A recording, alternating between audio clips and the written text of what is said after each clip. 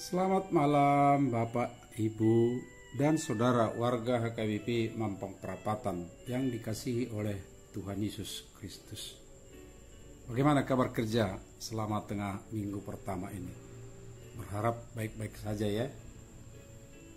Di tengah minggu ini, Rabu malam 14 Mei 2025, setelah kita sibuk dari pekerjaan rutin dan sebentar lagi kita akan beristirahat, firman Tuhan menyapa kita sebagaimana dalam bacaan malam dalam Almanak AKBP Galatia 4 ayat 12 sampai 20, khususnya ayat 13. Kamu tahu bahwa aku pertama kali telah memberitakan Injil kepadamu karena penyakit pada tubuhku.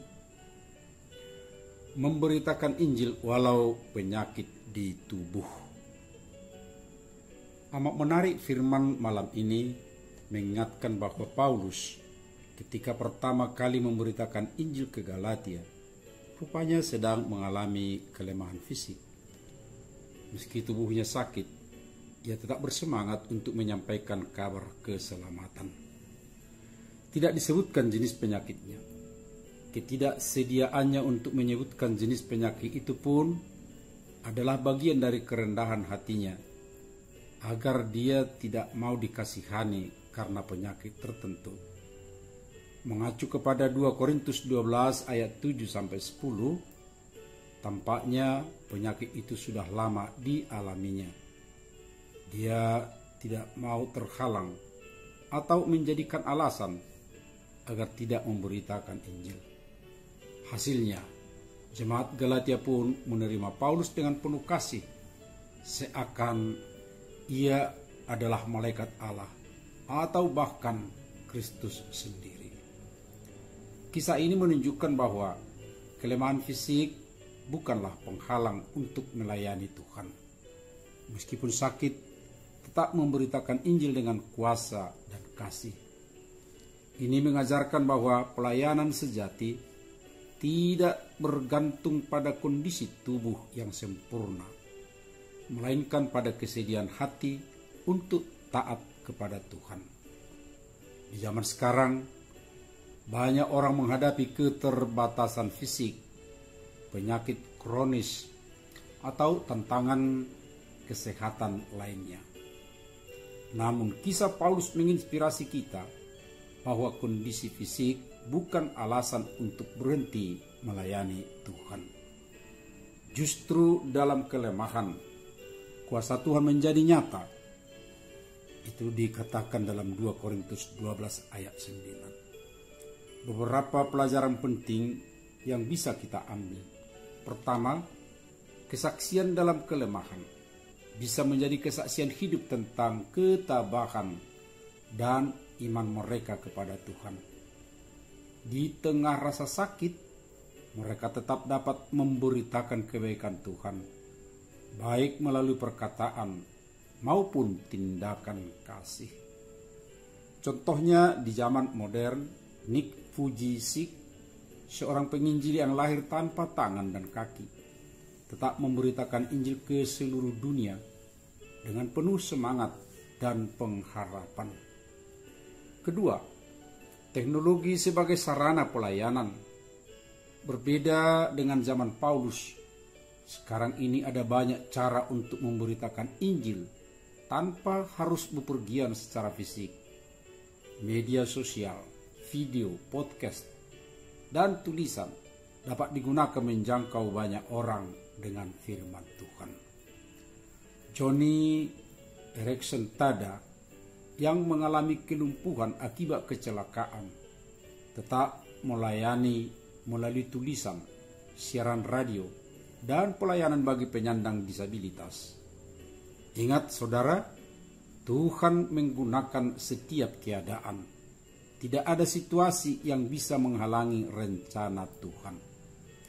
Penyakit tidak selalu berarti harus berhenti melayani. Tuhan dapat menggunakan penderitaan untuk menyentuh hati orang lain yang mungkin mengalami hal serupa. Sebagai orang percaya, kita dipanggil untuk tetap setia dalam memberitakan Injil, apapun keadaan kita. Sama seperti Paulus yang tidak membiarkan penyakitnya menghalangi tugasnya, kita pun dapat menjadi saksi Kristus, bahkan dalam kelemahan. Percayalah, ketika kita lemah, Tuhanlah yang menguatkan kita dan menjadikan kita alatnya untuk membawa terang ke dunia yang gelap. Amin. Marilah kita menyanyi dari buku nyanyian HKBP nomor 116, bait yang pertama dan ketiga. Kau telah menciptaku.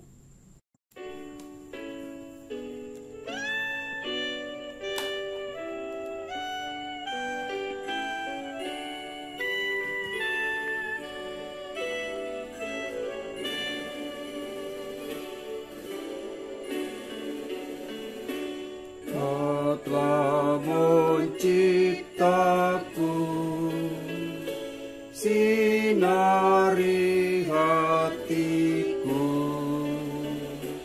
apapun milikku, semuanya darimu.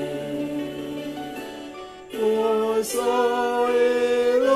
diriku, ku mau taat padamu. Kuatkanlah diriku, melakukan firman-Mu. Tolonglah aku, Tuhanku, Allah penciptaku.